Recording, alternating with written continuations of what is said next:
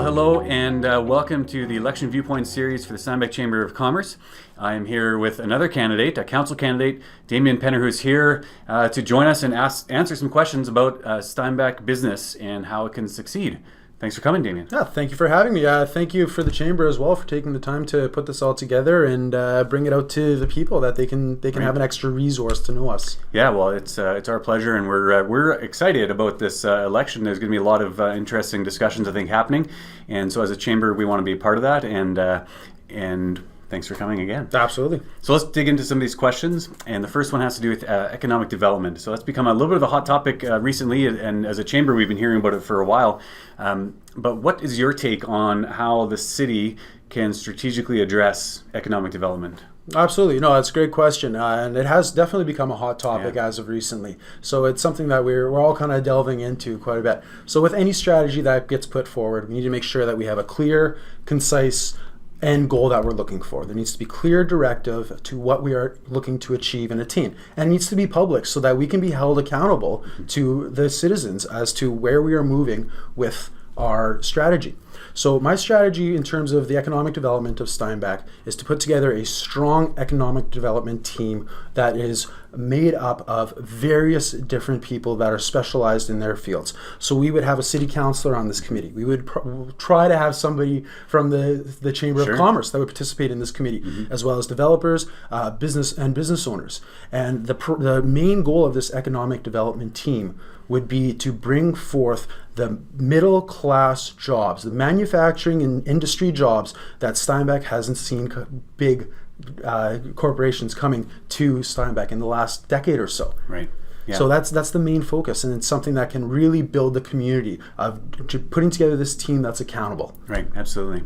So when you look at Steinbach business, and you're a Steinbach business person yourself, and it's hard to narrow it down maybe to just one, because businesses, there's always challenges, right? But what do you think one challenge is that Steinbach businesses face, and how can council help support businesses in those challenges? Yeah, so a major difficulty that I've addressed in my business, and other business owners have said to me as well, is we're having difficulties keeping our young families employed in our community.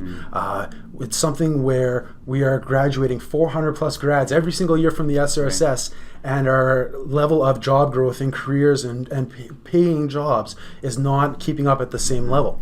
So we need to make sure that we are being attractive as a city. So we're offering recreation facilities and amenities that are adequate and appropriate for each age demographic. So we're keeping everybody attracted to the city. Now we need to find them work to go along with it. Right. Okay. So what about some of the things that do make Steinbach competitive and successful in regards to business? What do you think, let's say, two of those things are? And again, how can council keep using those to be successful in the business growth? Absolutely. So I'm on a bit of a theme here with regards to industrial and manufacturing. But that is something that Steinbach is incredibly attractive to large industry that are looking to relocate or open. Steinbach has arguably one of the best workforces in the province, if not the country. We're loyal, we're hard workers, and we always try to attain that level of significance in the work that we do. It's very simple. You walk one block down on Main Street and you're going to find successful financial agents, lawyers, skilled butchers and bakers, skilled tradesmen in transportation. So we have the workforce that makes us attractive to these industries. We're also 20 minutes from Trans-Canada Highway and 20 minutes from the 75 corridor. These are major hurdles that some industries look at of how do we get our product to where it needs to go. And we have land that has its infrastructure in place that is available and ready to accommodate almost any size of industry that wants to come to Steinbach. And one of the second things that Steinbach has that really makes us competitive is when businesses are looking at communities, they're looking for growth. And a residential growth in Steinbach over the last 2 decades has been one of, if not the fastest growing residential areas in all of Manitoba. And so we see a new pocket neighborhood being built almost every single year. So this shows to businesses in the outside community that Steinbach is still reinvesting into itself. This makes us incredibly competitive because businesses not only are growing within, but they want to be able to grow alongside a population base that is continually growing as well. So we're seeing new workers, we're seeing new projects, we're seeing new recreation and entertainment on a regular basis. And this makes us incredibly desirable for a large industry. Sure. What do you see as a vision that you may have for what Steinbach could look like in 4 years from now? Yeah, so Steinbach, to me, growing up, I've always been around Steinbach. It's always been my central hub of commerce. Steinbach, to me, has always been a generational city.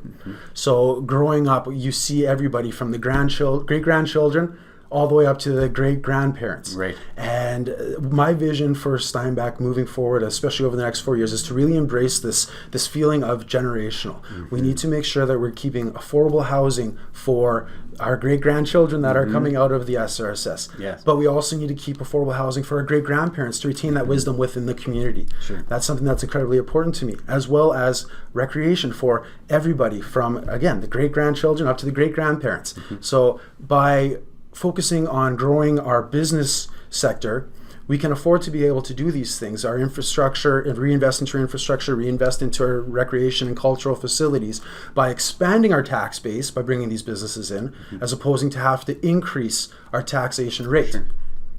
Damian, what else would you want to let people know about that are watching right now about your campaign? What's important to you? So my campaign is primarily based around growth. I want to see my platform come forward as being the one that sees Steinbach become the golden jewel of Manitoba for growth.